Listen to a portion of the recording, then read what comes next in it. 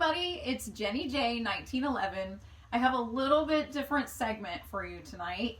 And last night I did a live video and I had a few comments asking about my flags that I had hanging behind me.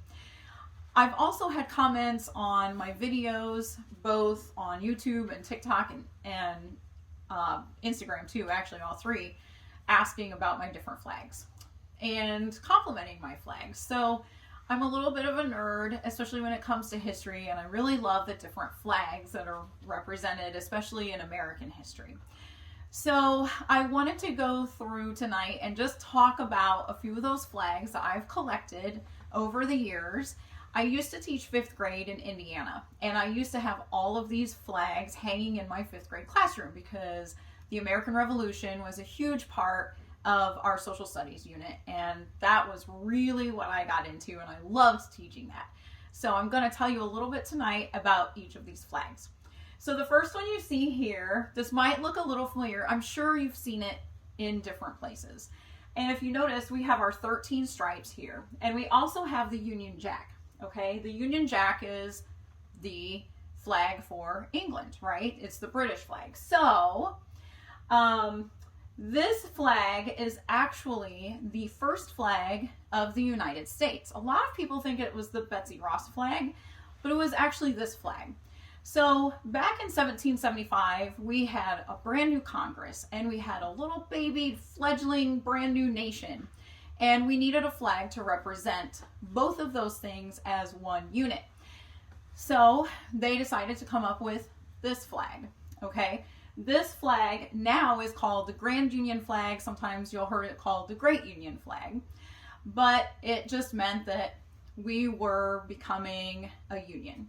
And it didn't actually start being called the Grand Union flag until about 1872. So up until that point, it was called Continental Colors. It was called the Congress flag. It was called the First Navy Ensign. And it was also called the Cambridge flag. So the very first time that this flag was flown, it was hoisted actually on a colonial warship on December 3rd, 1775. Okay? So then by the time 1776 rolls around, probably January 2nd, 1776, George Washington would have hoisted this flag in Cambridge. And when he did that, he would have given it a 13-gun salute. So if you've ever watched Turn, Washington's Spies, that's a really great show. It's one of my favorites. I could watch it over and over again. If you've ever watched that show, most likely you have seen this flag flown in all of the encampments. And that's actually very accurate because this is the flag that you would have seen more predominantly than any of the other flags.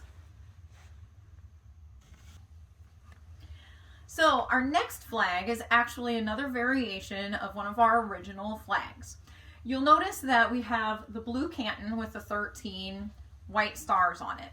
And we also have the 13 red and white stripes, the same setup as the American flag that you're used to. So back when our country first started, it was determined that we needed a flag with 13 red and white stripes and also 13 stars. What wasn't determined was how those stars were supposed to be laid out in our blue canton. So different people, all of these of course were sewn by hand, different people came up with different configurations, and this was one of the configurations. You'll also notice that the white stars have 6 points on them. So the 6 points, interestingly enough, are possibly representative of heavenly bodies. So the stars that we see now on our 50-star flag, they have 5 points on them. But this flag originally would have had 6 points on it to possibly represent the heavenly bodies, as well as our 13 original colonies.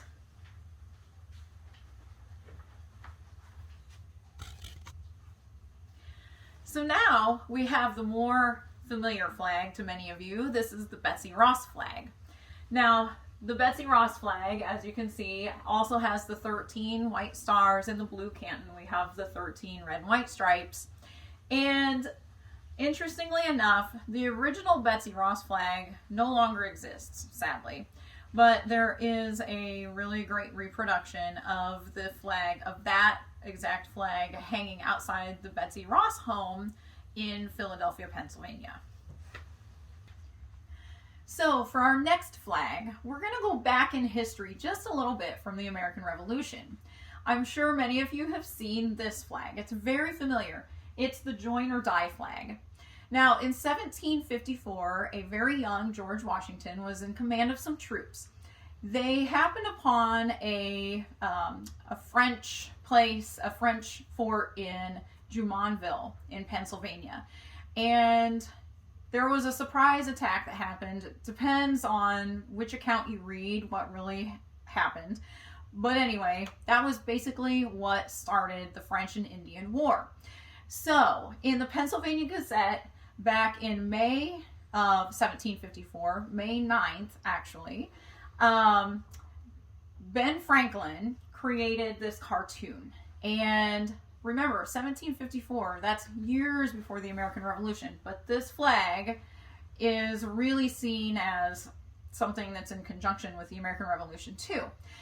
So he made this political cartoon in the Pennsylvania Gazette to suggest that there was a lot of disunited feelings in the state of our original 13 colonies. And so what he did was, he has this snake. It's actually disjointed. And we have South Carolina, North Carolina, Virginia, Maryland, Pennsylvania, New Jersey, New York, and New England. Now, you might be asking yourself, why there are only 8 segments to this snake when we had 13 original colonies? The answer to that is that, first of all, Pennsylvania actually included Delaware. Delaware was a part of Pennsylvania at that time. And also New England constitutes the other 4 states. And unfortunately, Georgia was completely left out. So I think that Ben Franklin actually was really onto something, because he was basically suggesting, if we're not united, then we are not strong. We are not going to be able to defeat anything if we're not one whole united front. All right, so now we're going to go forward again in history, just a smidge. So this flag behind me, this is actually one of my favorite flags. It's very simple, but I think that it represents a lot. So in August of 1767, there was a tree in Boston, and it was called the Liberty Tree, and you may have heard of it. The Liberty Tree itself no longer exists, but I have heard that there are still ancestors of the Liberty Tree that have been planted and are still growing. So anyway, this flag was the Sons of Liberty flag. And there was a flagpole that was put up, and it actually went through the branches of the Liberty Tree. And it flew this flag representing the Sons of Liberty. And it was in protestation of all of the taxes that were being put upon the colonists. And so this flag actually was also called not just the Sons of Liberty flag, but the rebellious flag. So our next flag is called the Liberty flag. This flag was actually commissioned by Colonel William Moultrie, and it was commissioned to help rally the troops in South Carolina right before they fought the British troops. And there was a battle at Sullivan's Island, which the Americans won. But what happened was the Liberty flag actually was shot down, and so Sergeant William Jasper actually ran out and grabbed the flag and hoisted it up again and helped rally the troops, and they were brought to victory. So this flag is really cool because it shows the crescent and it says Liberty on it. And if you go more in the South, like South Carolina and places, you will actually see this flag flown a lot more. All right, so the final flag in our installment of my little flag video is my most favorite flag of all my flags. This flag probably isn't recognized by a lot of people unless you have been to the American Revolution Museum in Philadelphia. If you go to that museum, you will see this flag in a lot of places. They have it on hats and t-shirts and everywhere. So this flag, as you can see, has 13 white stars on it. They're 6-pointed stars, and they are on a blue field. This is actually believed to be the earliest 13-starred flag of the United States. The very earliest, because this flag was actually commissioned and created for George Washington. This is George Washington's headquarters flag, which meant if you saw this flag flying, George Washington was in headquarters at that battlefield. So if you go to the American Revolution Museum, there is a display there. They have this show. You can go into their theater, and there's a scrim, and you can see behind the scrim is George Washington's tent. It's actually George Washington's tent. It's the tent that he traveled with to all the different battlefields, and he slept in, he ate in, he had meetings in. And when I went to the American Revolution Museum, I watched this show, and when they showed this tent on this stage, and it was all by itself, and they had the different figures moving throughout and everything, it actually choked me up, because I just could not believe that this is what life was like. This is what people lived through to fight for our country. And it just was incredibly moving to think that there was one man that was really at the helm of everything. And whether he was staying at Valley Forge with the soldiers or he was at a battlefield with the soldiers, he was really very active in everything that was going on at the time. So a little side note about Valley Forge, actually, this makes me think of it.